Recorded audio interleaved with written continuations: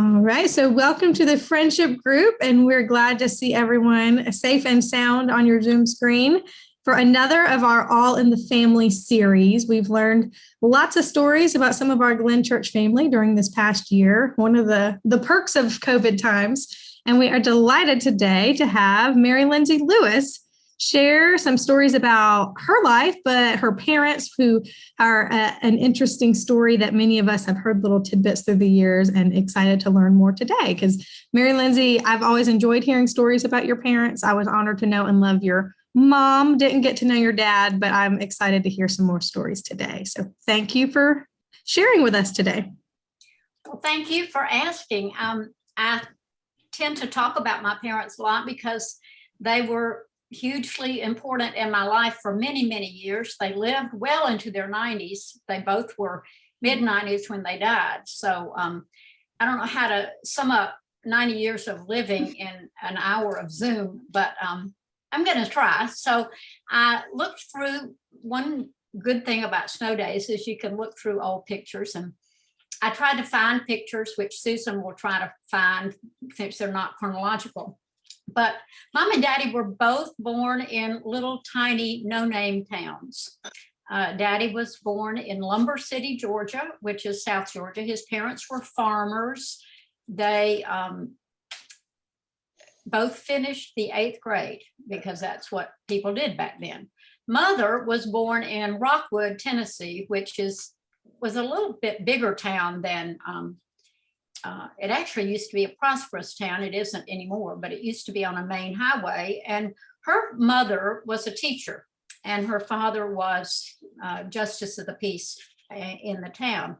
So now this house was not theirs, but this has an interesting story because Margaret Shaddle's great aunt was my grandmother's best friend, one of her good friends. And somehow along the line, John, my brother, found that on eBay and bought it. And it's the Carl Mee house. So that has a Glen connection in a kind of a funny way because it was the home of Margaret Shaddle.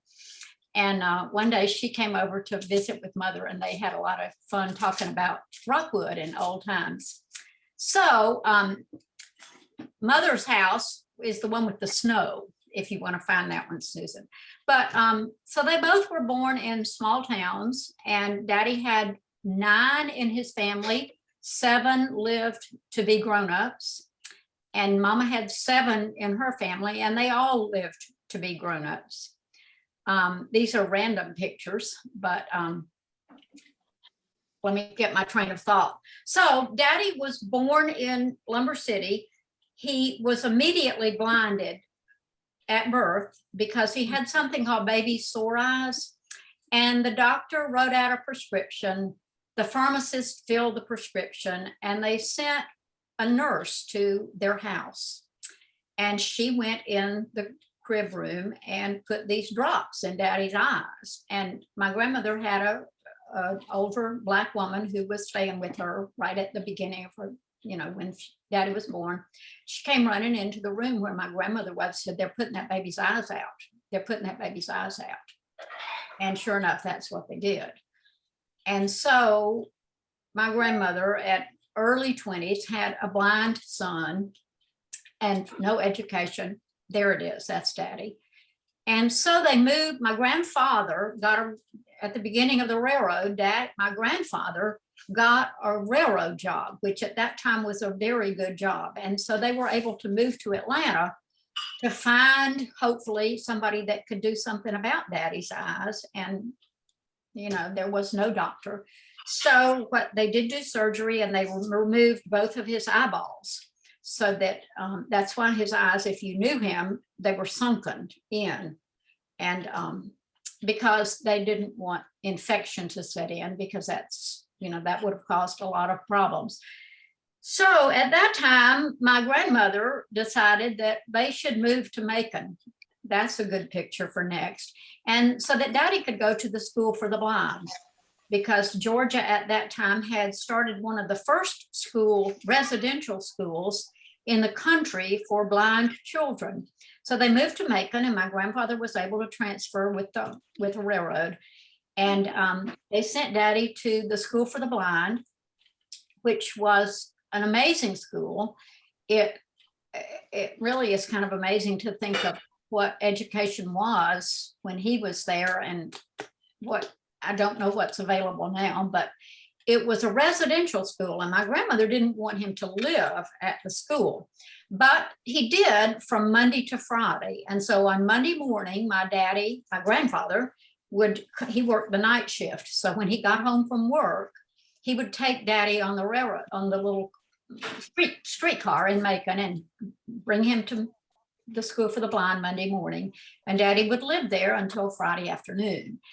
And then his older brother, Lindsey, who I was named for, would pick him up, and they would ride the streetcar back home. So he had a split life. He lived at the academy during the week, and he spent time at his home with his family on the weekend. And so he kind of had the best of both worlds. Most of the children stayed there all the time, and they went home at Christmas. Mary Lindsey, are one of the building photos, is that the School for the Blind? Yes, and you can go back to that, and I'll tell that story in conjunction. That was Daddy's older life. But there's a picture of him in a rocking chair at the. Let me look. Well, I found, is this one, hold on. That's a New York one. Okay, I'll look for the rocking chair. A little bit later in the story, but anyway, so he went to the School for the Blind, and the School for the Blind was very, very progressive. He learned. They didn't do visual arts, obviously, because the children were blind, but they had a chorus, they had music. He learned organ, he learned piano, he took violin, he sang in the chorus, he learned to read Braille music, which is another interesting thing. If I'll tell you a little bit about it. It's written, because it's not at all like what we see, it's music, but it was written Braille. And the right hand was at the front of the book, and the left hand was at the back of the book. And the way he learned, he would memorize everything. And when he was learning the right hand, he would put his book, and I watched him do this dozens of times as a child. He would read with his left hand and practice the right hand, and there would be measures. Yeah, and Susan has one of his Braille books. I think that may be a Bible. But Braille is a system of raised dots. I'm sure you all know that that comes into focus. And so he would read the left hand and learn like 8 measures of the right hand. And then he'd flip over to the back of the book, and he'd read with his right hand and learn the left hand. That's one of the Gospels, Luke. So anyway, he'd read with his left hand and read with his right hand, learn the left hand for 8 measures. Then he'd go back and practice those 8 measures together. And that is how he learned real music. Now, he had perfect pitch, he had a great ear. So he basically played hymns and anything else by, and that is the Academy for the Blind. That's the old building, and after Daddy grew, as he got older, one of the things he did in his multi-career, he got a job with vocational rehab with the state of Georgia. And in the summer times, rehab, that was an agency that would take people who had been disabled and teach them new job skills if they lost their job because of a disability. And one of the things that they did in the summers when we lived in Macon, they would run, since the school was out, they ran a school at the academy for newly blinded adults. And they put Daddy in charge of that. And so Daddy would go to work there during the summer and be in charge of all the offerings and, the classes and the teachers. And so that was him. That building is no longer there. It was a beautiful, beautiful old building, but that was a picture of Daddy. Probably one summer when he was doing that, when we lived in Macon. So anyway, he went to the academy and he studied music in Wesleyan, which is an all-women's school, but they did let Daddy into the conservatory, and he graduated from Wesleyan in 1931. And meanwhile, Mama was growing up in Rockwood, and she escaped the 1917 flu. but she got everything else that was coming along. She had diphtheria and she got scarlet fever. Yes, that's Daddy's diploma, 1931. It's down here. That part didn't show up, but I have it. It's 1931. So Mother was at home with her parents, and she got sick, almost died 2 or 3 times, missed her entire 3rd grade year with diphtheria, which finally broke because my grandmother Mama loved coffee, and she said, I love coffee because it saved my life. And my grandmother would spoon hot coffee into her throat, and diphtheria is sort of a phlegm. There's Mama. She lived, and the membrane broke, and she just spit up stuff, and my grandmother took toilet paper and threw it in the fire, and Mama recovered from. So she missed an entire year of school, and she turned out okay. So I think about that when people are so distressed over the pandemic and, oh, my children are behind. And, yes, you don't want anything like that to happen, but people survive. She survived an entire school year, but she lived next door to her grandfather. She had aunts that lived in the town, and her grandfather had been in the Civil War. That's the picture you showed. And that's in Rockwood. It was on US 27, used to be a major highway before. So they've got quite a bit of traffic up there. That was the Peggy Ann. Last time I was there, it was still there, a truck stop. But US 27 used to be the major highway up before they ever built the interstates in Rockwood. So my grandfather lived next door to my mother, and she adored him, and she sat on his knee many times and heard his Civil War stories, and I have his paper. They went with the North. That was something people didn't realize. East Tennessee did not become part of the South. So my mother's family during the Civil War were proponents of staying with the Union at all costs. And of course, my daddy's family in deep South Georgia were on the other side, but that was years before they knew each other. So that didn't matter. That's just an aside because of that picture. And that was my great grandfather who served in the Civil War. So Mother went to school, and she was musical, and her sister Mary was musical, and my aunt, they grew up in the church and did church music. And so Mother went to college in Chattanooga at the university. Well, actually, she went to Tennessee Wesleyan. There's another good Methodist connection there. She went to Tennessee Wesleyan, and she met a girl named Mildred, who became her roommate. And Mildred, back to Daddy, after Daddy graduated from, he went to Lindale, Georgia. The mill hired Daddy. That was back when every little town was a mill town. Mama worked in the mill in Rockwood, and Daddy worked in the West Point. Daddy didn't work in the mill. Daddy was hired by the mill to teach piano lessons in the public schools. And he was the organist, choir director at the Baptist church and the Methodist church. So I think they had an itinerant organist. And he'd go 1 week to the Baptist church and 1 week to the Methodist church. So he learned all the hymns for everything. And one of the funny stories that Daddy told, this just popped in my head, was he was practicing at the Baptist church one day, and they had moved the console of the organ. And so he went to where it usually was. Those things move around. Ours does at Glen. And they had moved it, and he couldn't find it. So he started walking around, and all of a sudden he fell in the baptismal.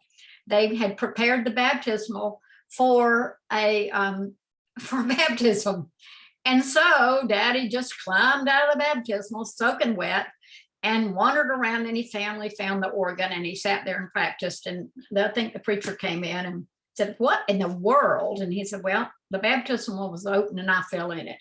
So that was, that was a story that just came to me about Lindale. But meanwhile, in Lindale, Daddy had met, that was where the Ethel Harps it's now Murphy Harps Methodist home was. And Daddy had met Mildred Perry. Now, this was when Mildred was young, a teenager. She might have been, I don't know how. And I've got the timeline funny because I know about the Lindale days, and then I'll tell about the New York days too. But Daddy, that is Mama and Daddy's sister, Ann. When they were first married, they always traveled. They loved to travel. So that was just an early picture of where they went. But Daddy knew Mildred. And so, oh, there they all are. So Daddy had met Mildred and encouraged her. She had a beautiful voice. And so, you know, he knew her. And that must have been, he must have gone back to Lindale after he went to New York. But Daddy got to New York somewhere along the line from the mill, because the mill owner from New York City came, and Daddy had done a joint choir thing, a piece of music, a Gounod, I mean, a real music, not hymns, real standard classical music. And he had put the two choirs together to do this concert. And the mill guy, the preacher asked the mill guy to come. And the guy said, this is just a fiasco. My city church in New York City cannot do that music. So you just get set for the biggest bomb you've ever seen. Well, it wasn't, because Daddy had taught the music. They didn't read music. He taught it by rote. And it was a wonderful concert. And so that's how the mill guy sent Daddy up, said, you need more training. So he sent him to Westminster Choir College. And I think that somehow Daddy spent 4 years in New York City at,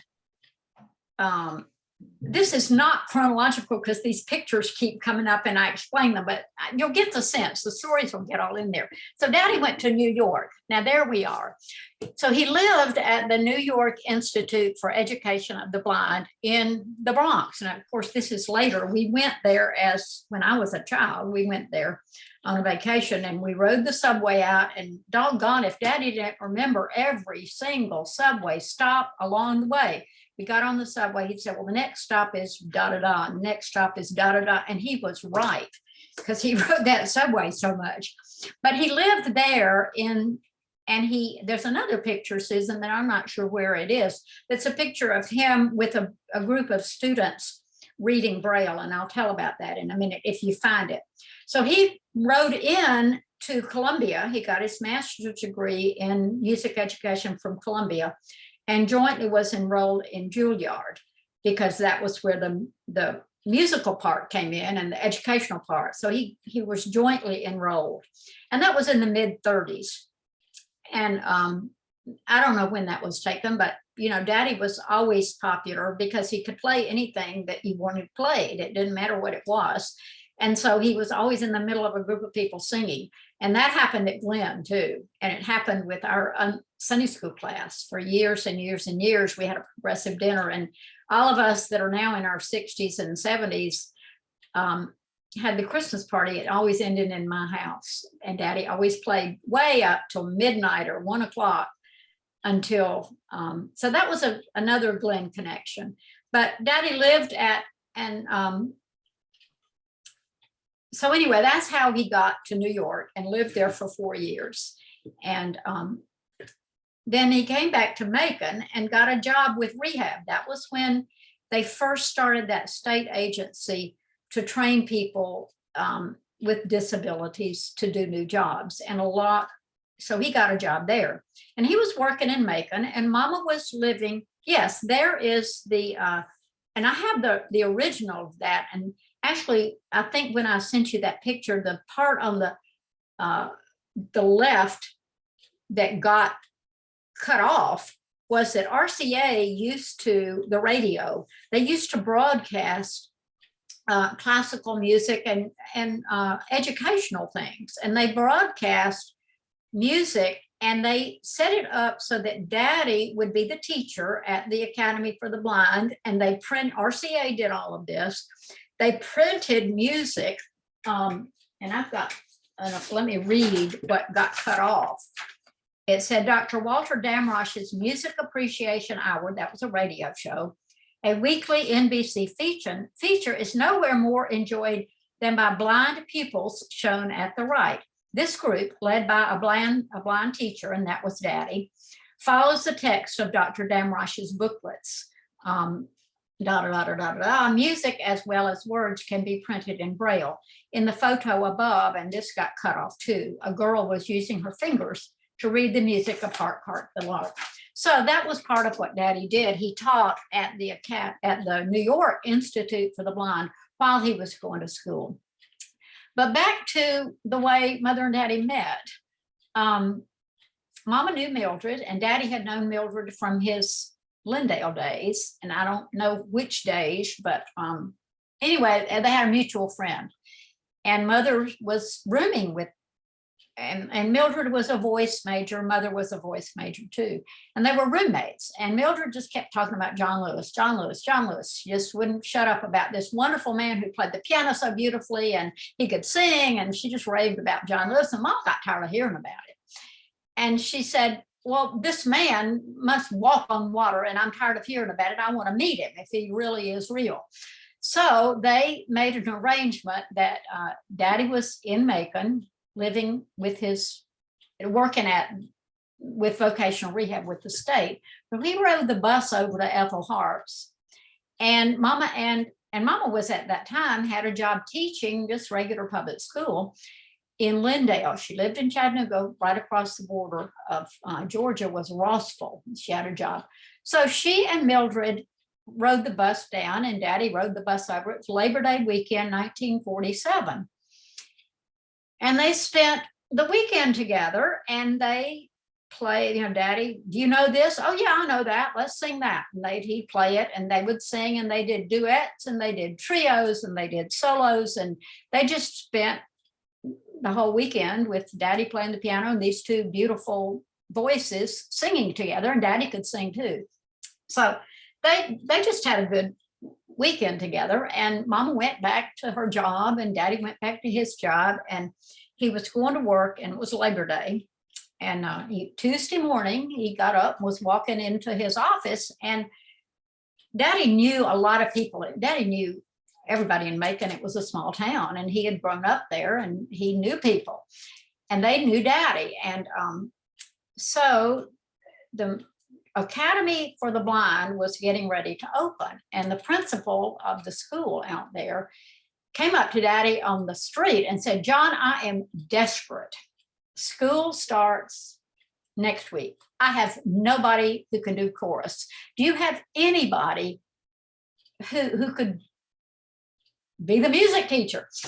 And Daddy said, well, I don't really, but I met a girl this weekend who has a gorgeous voice, and she's very well trained, has excellent music background, and college educated and well trained, and she has a beautiful voice, and she's a teacher. I don't know, she's got a job now, maybe.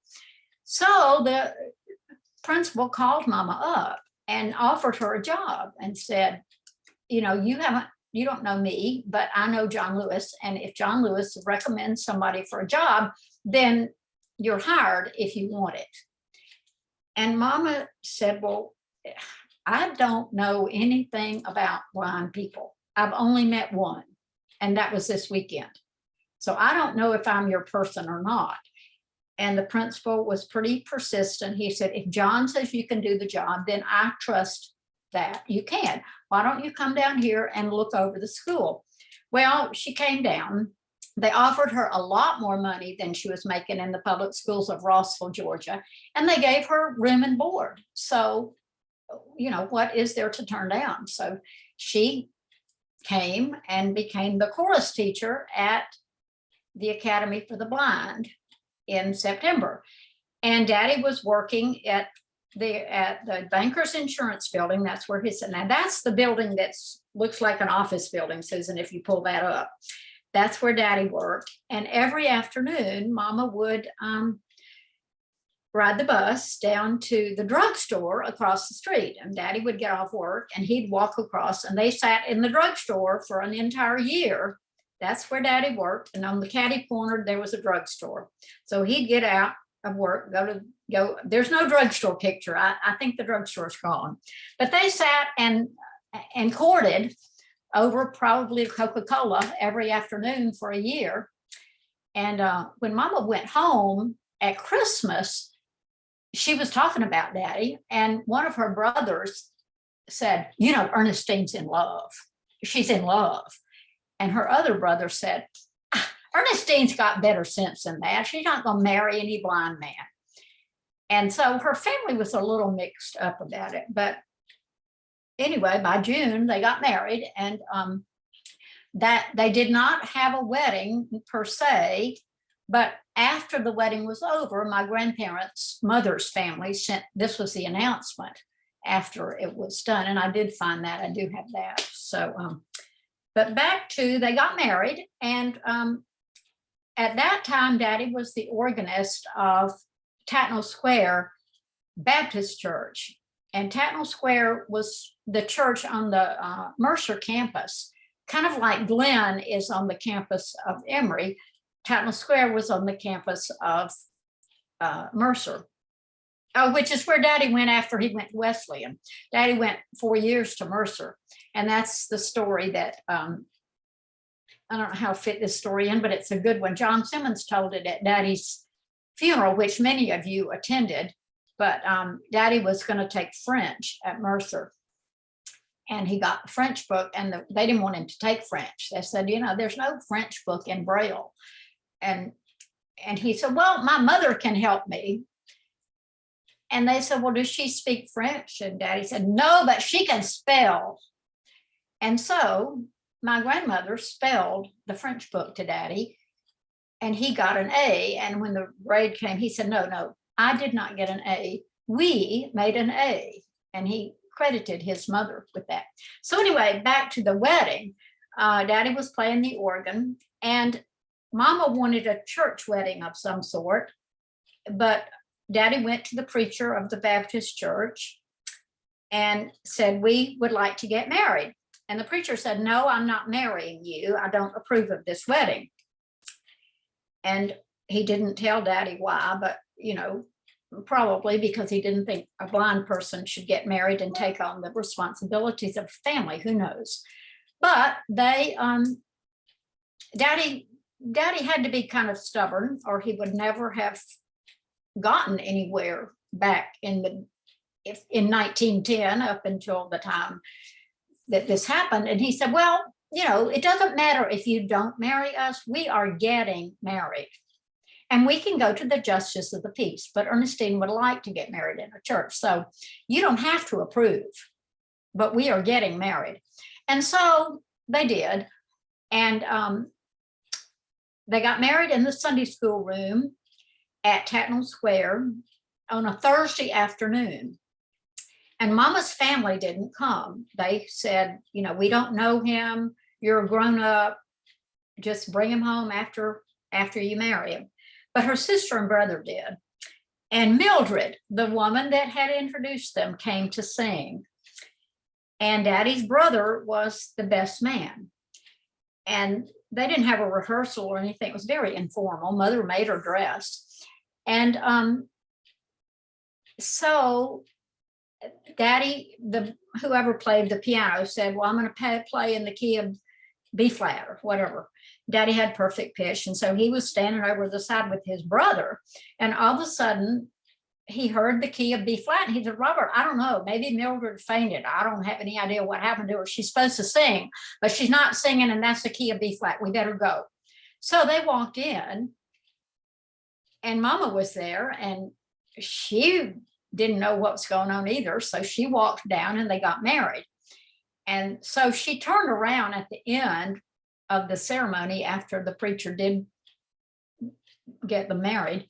And she said, well, I don't know what happened, but my friend came all the way from Chattanooga to sing at my wedding. And so we're going to sit down and let her sing. So they sat down, and Mildred sang after the wedding. So that was that was a funny story. So then they went to my grandmother's house, which was this picture there. And my grandmother told me this story. She said, I told your daddy, if he ever got married again, he better let me know who was coming, because I ran out of ice cream in the middle of the reception, and I had to call up the corner store to get more. So that was that was, and that's the wedding. That was the announcement that was in the Chattanooga paper.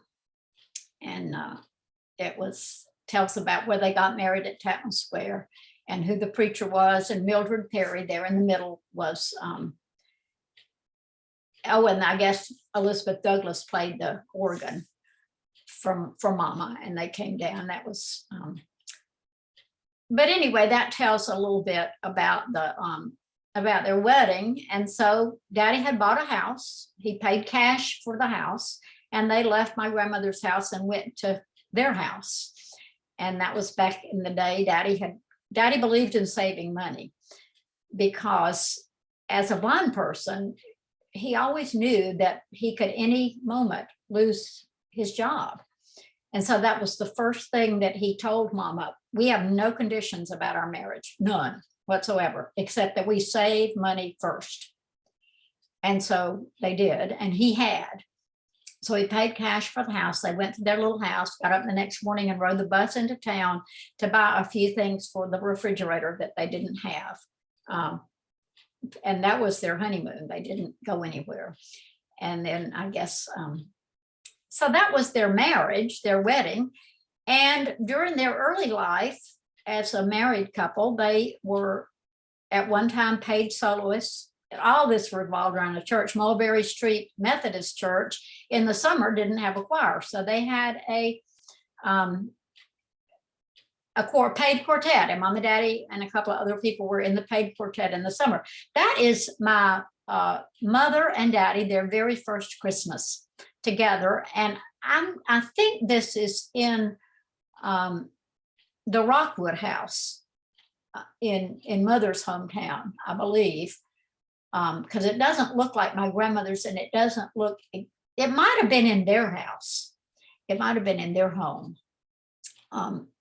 It's hard to tell, but that was the newlyweds' first wedding. Oh, and that's Daddy in the back. Yeah, these are good pictures that bring. Now, some of you all know Mom and Daddy at this age, and that was Daddy. So anyway, Daddy was, that was one of the things he did. Daddy played the organ at Tatton Square. And then after that, he was still working full-time jobs. So Daddy mostly, in my childhood, had 4 jobs. He played an organ at some church. He had his full-time day job, which was a state job. In the afternoons, when he got home from work, he gave piano lessons. He had students come to the house in Macon, and he gave piano lessons. And then on the weekends, he tuned pianos, which I think he probably tuned pianos for maybe some of you, maybe not. But when he came to Glenn, he did that. Oh, this is one after they married. This was, they married in 48. And everywhere they went, people asked them to sing together. So this was in Rockwood. And they did a little recital for the Rockwood BNPW club, which my aunt was in, and so she got them to do it. And so they did several, they did, Mother did some singing, and then there in the middle, Daddy did some pianos, and then he played Mother, and then he did some pianos, and the fox went out on a chilly night. That's one of the things, and not to mention a sore subject, but Steve Darcy learned that song, and he used to sing it all the time, and he would always tell the story of how he learned it from Daddy. And it's a great children's song. It was a lot of fun. So you probably have heard Steve sing that at one point. But we would go to Rockwood for holidays when I was little, and they always made Daddy play the organ when he was there, because he was a better organist than the one they had.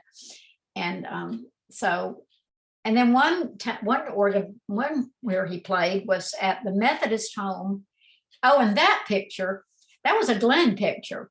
Some of you remember the parish house that we were, that was way down in Capitol Homes. They're not there anymore. And I don't think this is even there anymore, but it's an old house. Well, I know the house is there because it was sold. I saw it. Somebody renovated it, but it was in bad shape. Virginia Tinsley was the director there, and Neri Tierney and I were on the board. And our Sunday school class went down there one Saturday as a work day to straighten up, and we painted, and the house was in shambles, and it had an old piano, and Daddy went down there with us, and he tuned that old piano. And when he finished, he said, well, it'll be in tune for a week or so. I don't know how long it'll last, but pianos have to be tuned regularly or they don't stay in tune. So Daddy tuned his 5 or 6 times a year. Well, he'd tune it every day when he'd go into practice. If there was something wrong with it, he'd get his tuning hammer out and fix it. And he tuned my piano twice a year. So anyway, tuned the piano. That was that one. And but when I was little, he played the organ at the Methodist home. There was a church that was using the chapel there before they built their own sanctuary. Daddy played the organ there. And those are some of my best childhood memories, that because Daddy would play the organ and I would sit on a little chair next to him. And when the preacher got up to preach, we would leave. And the church was connected. I was always kind of a daddy's girl. And then I was a mama's girl too, so equal. But Daddy spent more time with me, and I spent more time with him as a child, because so many of the household chores he could not do. So he was the childcare, and Mother was the one that did the cooking and the cleaning, and he washed dishes, but she did a lot of the things. So that was why Daddy and I bonded so much, because he was really the one. But anyway, we'd get off the piano bench and go back to the little library that was behind it. And I would tell him all about, there was an aquarium in there, and there was a globe, there were books, and I would tell him all about them. We would talk about, if I picked up a book, he would tell me about what was in it. And not that he had read the book, but if it was a reference book, he would tell me what he knew about the subject. And I would tell him what the little ant farm looked like and what the fish were doing in the fish tank. And so that's in Macon. And that was in the piano room when that was I actually think that first Christmas was at our house, because that's the same room, the living room. That was a porch originally, and they built that, and that's where Daddy played piano. And I still have that chair. But that was me when I was in the 2nd grade. I broke my arm, I think, 2nd or 3rd grade. And but anyway, and that's our house in Macon. And I had a little swing, and Daddy was the one that pushed me, because he was very good at doing what he could do, and he went out of his way to help Mama with things that, because there was so much on her with running a house, he couldn't do a lot. So he did a lot of time with us. That's Daddy at my grandmother's house in her backyard. She had a fish tank. And one of the funny stories from my childhood was a turtle got in that fish tank. So we fished the turtle out, put it in a bucket, and took it down to the Okmulgee River to put the turtle in because it was eating up all our fish. And we sat in the back, and Mama was driving the car, and that turtle kept trying to get out of that bucket. Every time the turtle would scratch its way up and poke its head out, I would scream. And I got up in the back of the car where you used to lay down in the back window, and my grandmother would just kick that bucket and make that turtle go back down in there. So that was a vivid memory of my child. Of course, this was Daddy before he was married. That is a picture in Rockwood, Mother's hometown, which we went to often at Christmas and at Easter and in the summer. And I think that was an Easter Sunday morning, probably, when we were little. And then we always traveled as children. That was the same summer I had a broken arm. We went to the Smokies. Mother loved the Smoky Mountains because she grew up in the mountains, and she and her brothers climbed mountains when they were kids. That's just, that was their entertainment when they were young. And so then we moved to Atlanta in 1962. Daddy got a different job, and it sort of came up all of a sudden, and we moved, and we visited a lot of churches. And I remember when we went to Glenn, Dr. Drinkard was the preacher, and we went to Sunday service there. We went to a lot of Methodist and Baptist churches, and we got to Glenn, and we got in the car, and Daddy said, "That's our church." That was it. That's our church, because it had such fine preaching, and it had good music, and it had superb intellect. I mean, Dr. Drinker was a little short on pastoral skills, but his pulpit skills were pretty amazing. And so that's why we chose Glenn. And Mother and Daddy sang in the church choir. Oh, that was another trip. We went to Niagara Falls, and we got on the boat, the Maid of the Mist. And that was way back. We got on that boat and we went out into the water and we all got wet. And those were the slickers that they put on us. This was another travel when we were little. We went to Williamsburg. That's my grandmother. That's Daddy's mother. And she was my best friend when I was a little girl. I loved my grandmother. And I would spend the night with her a lot. We cooked together and she baked all the time. And that's how I learned to bake, because Mother didn't bake, but my grandmother sure did. And I think that was and that was Daddy's family at my grandmother's house, all the cousins. That's me in the front with my cousin Nathan. This was when we had a California crew and a Pennsylvania crew. And when they all came, there were 3 of Daddy's siblings that lived in Macon. And John is there on the far left. Daddy's sister is next to his mother, and then Mom and Daddy, and my aunt that took the picture lived in Macon. That's her husband on the end, and Daddy's sister is next to her with the gray hair, and all the cousins. So we always had a big time at my grandmother's house. We went every Sunday afternoon, and there were 5 boys and me. So that's why I spent a lot of time with my grandmother. The boys would go get into all sorts of trouble in the yard, and I would stay in the house with my grandmother. And that's a picture that was one Thanksgiving, and we just loved that picture because it just sums up, they adored each other, and they had a fabulous marriage. That was in their early life before they had children. That was probably in East Tennessee or along the Smoky Mountains somewhere. So I think that we've probably hit most of the pictures. The one of the bus down there, Susan, if you can see that one, that was our trip to Alaska. And it snowed on my birthday, July the 7th, it snowed. And we took that picture of Daddy. We took a tour, all 4 of us, went on a cruise ship to Alaska. We went up to Mount McKinley and we came down through the Glacier Bay.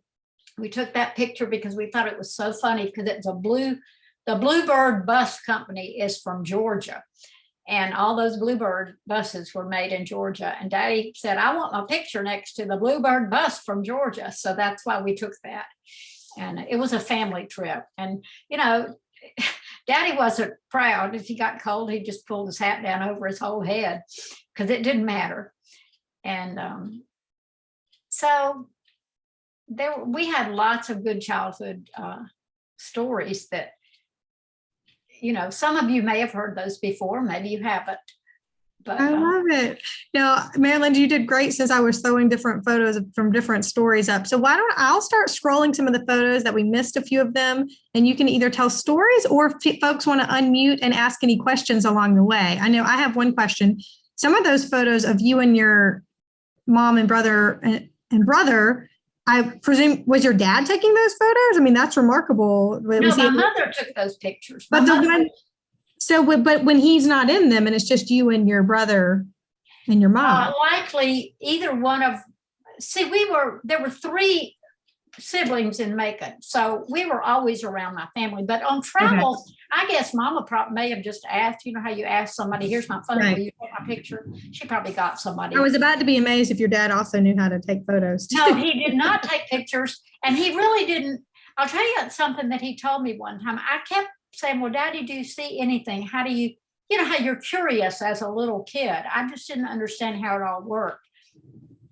I did know that when I was reading a book, I would have to put it in his lap. And I used to do this. I would put my picture books and I would take his hands and take them up to the picture of the little girl. And I'd say, now, Daddy, here's the little girl. And I'd move it over and say, there's the sunshine over here. And I'd put his hands on the picture of the sunshine. And he never told me not to do that. He just let me. But I knew that he saw with his hands, but I didn't understand that he couldn't see the picture. If I put a picture of a girl under his fingers, surely he could see that. But as an adult, he said, no, just think of what does your thumb see? You can ponder that a minute. He said, that's what my eyes see. You know, put your thumb behind your back. Does it see anything? No. So there's no visual anything. That's the boat. That was the cruise ship that we went on to Alaska. We went with a group from Oak Grove, actually. That's in Rockwood. That's in the Smokies. And that was a picture of Daddy that was taken at home with a really good piano, with a good picture. And that was their first, that was in our first house. And that was Daddy's diploma from, and John has, and that's Daddy at Leafmore. That's the Wesleyan. John has Daddy's diploma from Columbia University, because that's exactly, it matches, it looks exactly like Sydney's does. Because Sydney got her master's degree, my niece got her master's degree from Columbia Teachers College, just like Daddy did, and their diplomas match. That's my grandmother's house when Daddy was young. That's somebody's house playing the piano. That was a Jake Ward picture at the Jake Ward party, because Mom and Daddy always did the music. Daddy played the piano. And the vest, I made that vest. I made 3 of them one year for Christmas. And all the men in the family, John has one, and I still have that vest. I made Daddy another one when he outgrew that, when he got a little bit of a rotund belly as he got older. So I still wear it. But that was random. That was Daddy's. I have Daddy's violin, and it's one of my goals is to at least take 3 months of violin lessons so I know how it works. And that was a portrait, you know, that was a professional photography. That was in Macon. That's in Wyoming. We went out to visit my cousin, one of the Bowie cousins that lived in Macon that we grew up with. He lives in Wyoming now, or did.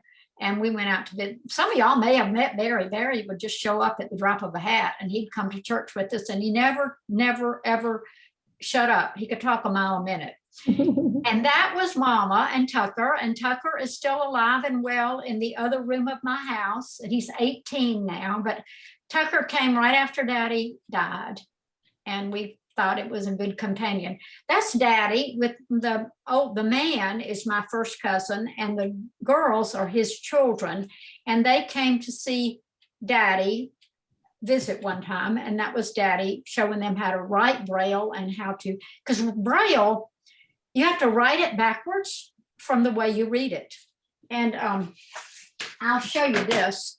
This is the slate that Daddy made, the slate when he was at the academy, because they had woodworking at the academy. You know, who in their right mind would let blind children do woodworking tools, but they taught them safety rules and nobody got hurt. But Daddy made this, and you write with this little slate, and you put the paper in it, and then you use a stylus that has a point, and you write backwards. You write right to left, and then when you flip the paper over, you read it right to left. So Daddy was showing that to my cousins. That was that picture. So did we get all the pictures? Couple more. Okay. Oh, John played the trumpet in high school. And one time Daddy just got hold of the trumpet and decided, well, let me see what I can get out of it. And we snapped that picture. He didn't learn the trumpet, but, you know, he was curious about everything. And that was at, that's my Aunt T, that's Mama's sister. And we went out west on a trip to Yellowstone way back.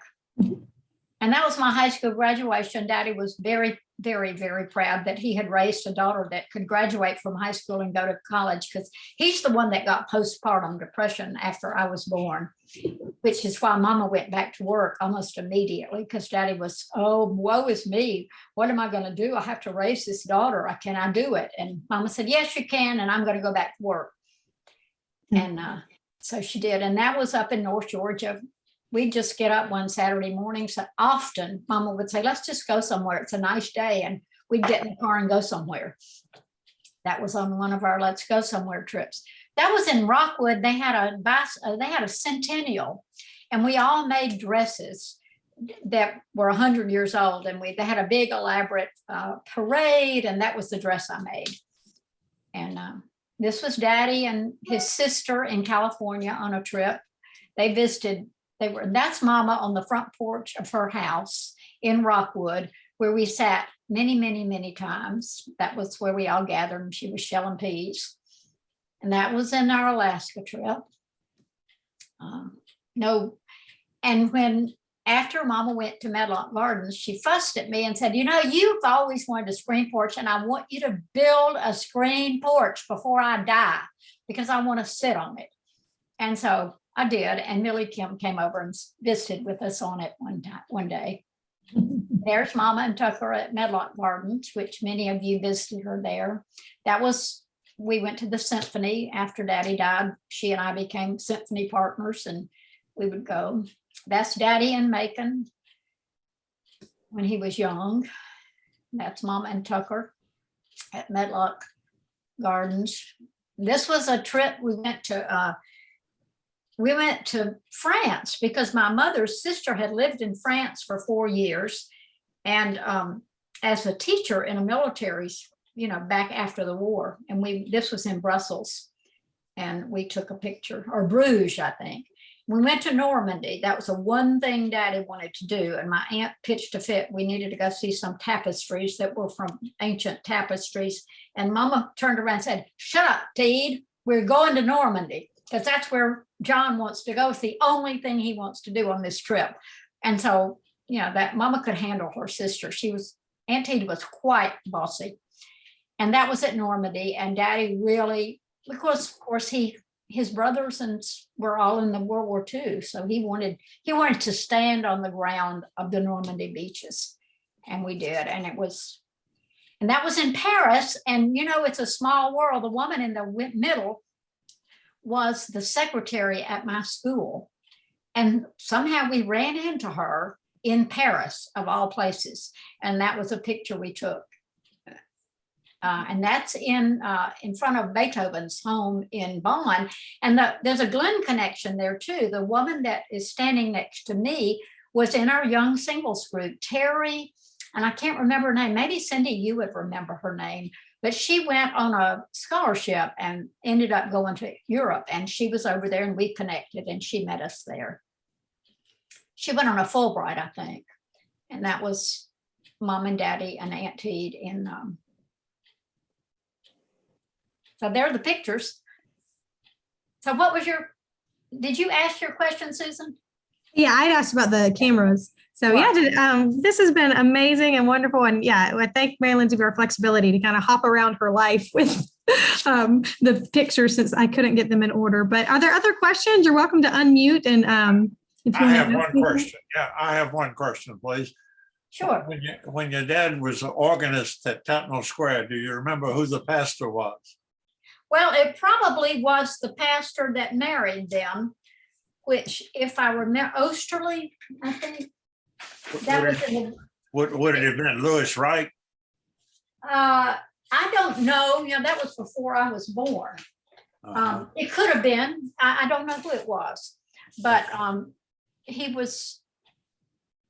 Daddy was there quite a number of years. And then, of course, Tatnall Square built a new church and moved out. They built another church. Yeah. What years, when it was on campus there, what years was he organist? Do you remember the years? Well, they were married in 1948. And so he was organist there during that part of that time. I think the pastor was Lewis Wright. Lewis Wright had a son, George Wright, who, like me, graduated from Lanier. Right. And George was my Sunday school teacher at Second Apostolic Baptist years later, and he and I were quite close. Yes. And, he was a great guy. George is the one. He said they used to drive around Macon with the windows up in the summertime, so people would think air conditioning. Nobody did. Well, yeah, that would time frame. Yeah, I think essentially everywhere. Yes. And my Daddy's sins, which is Sunday Slayer, and my brother never met after the preacher in Lumber City came after that war and said, "Ruby, you need to examine your sins. Done something caused this to your son." And she just thought he was full of money and he would never go to church again. And she sent her children. So that's a lot of Baptists believe in me too. But the Methodists, I would go back to so. Yeah, you're the teacher also high school. Probably. She taught in Rossville. I don't know Because that Andy grew up in Rossville. Really? And his mother taught her almost her entire adult life. Once World War II ended and they moved to Rossville, she taught at Rossville Senior High School English until she retired in the 80s, probably. So their paths crossed. Probably, I don't know at that point if Mama was teaching high school music or if she was teaching elementary school. I don't know which. And she had a high school for 4 years, and she also taught elementary school. So I don't tell her first teaching she was in Rossville. So Yeah. it's a small world. That's where Andy. Small world. Hello. Yes. And then go and stop and say, I can ask questions. Thank you for It's fun down memory lane, and